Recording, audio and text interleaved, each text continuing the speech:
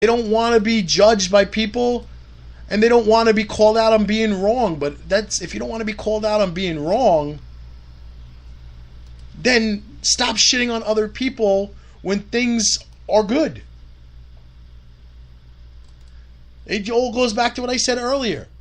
If you bring somebody in and you don't make money, don't shit on the people who are making money by shitting on their talent. Because then when you get called out, then all of a sudden you become a fucking tough guy and you want to fight people. I'm gonna fight people. I'm gonna mouth off to them on social media. Social media literally has turned society into a bunch of sniveling little vaginas. That's what social media has done. Because you can't go out there and have an opinion without somebody shitting all over you. Especially when it's people that you don't even talk to on a regular basis, that you probably don't talk to at all, but they just Facebook friends with you. But then they pick that moment to decide to comment on your shit for the first time in like a year. Because you hit a soft spot. And they don't like that.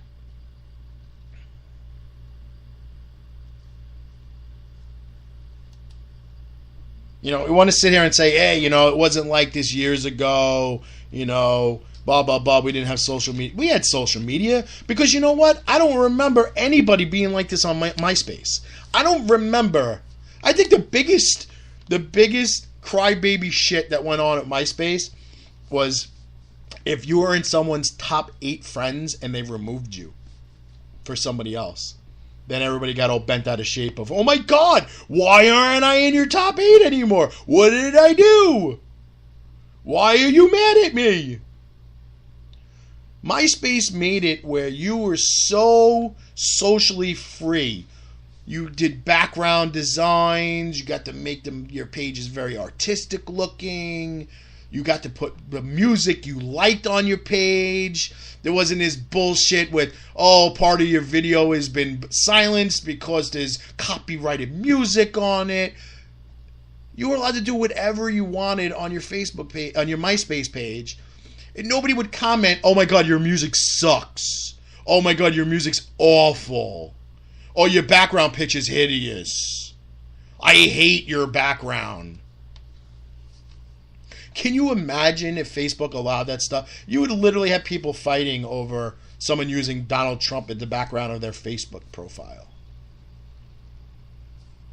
Or an American flag. Because that's what kind of society we've come to. Everybody's crying over symbols that have nothing to do with them or have any effect on their lives. If somebody walks around with a Confederate flag or a Confederate flag shirt and you're from the North and you're white, why are you all butthurt again? I'm sorry. Why? Why are you shitting on people? Did that flag cause you to have a bad day? Did that flag take money out of your pocket, food off your table? Did that get you fired from your job? I'm just using an example. I'm not saying that's something that I know happened. I know it absolutely happens on Facebook every day. You see stories all the time. People refused business because they're wearing a Confederate flag shirt. Like, seriously? Then that person gets fired. Then it's the person who was wearing the flag shirt's fault that person got fired because they refused to help a customer. This is what kind of society we have turned into. Everybody is a pussy-whipped social media tough guy. A know-it-all. Everybody is a sex expert, a professional lawyer, a wrestling expert, a booker and promoter of every professional sport, and they know how to do it better than the actual people who get paid to do it. They're all political experts. They all should be the next president of the United States. And all of them are criminal experts. They know all the laws. Until you show them they're wrong, and then you show them the actual law, and then they tell you to go fuck yourself, and they block you. So let's cap off one of these. I think it was Colin West that posted the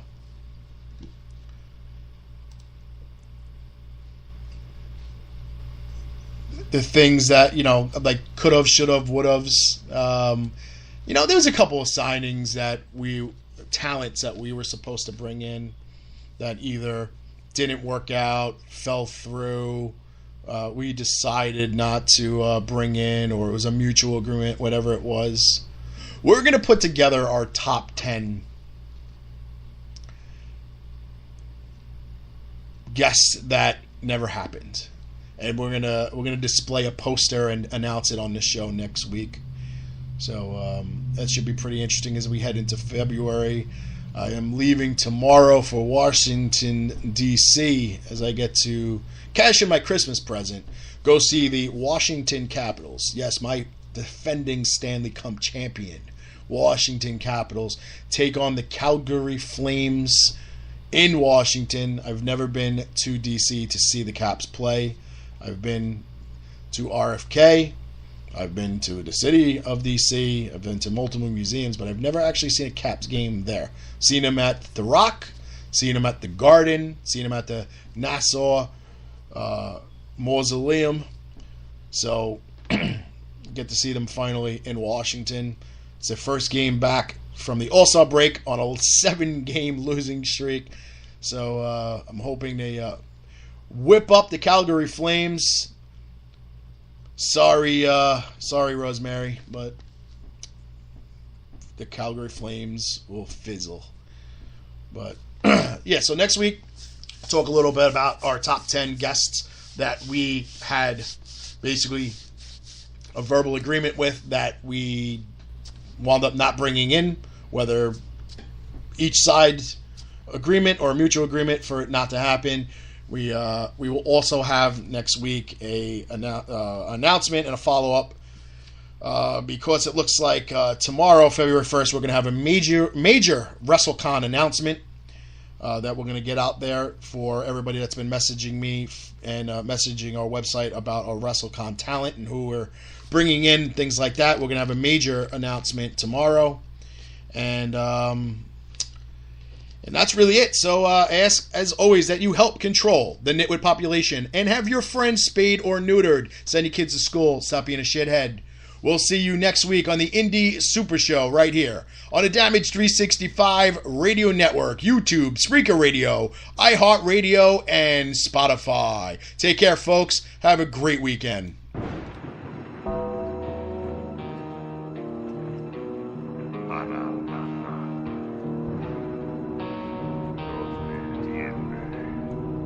Accept the Lord of Darkness as your Savior.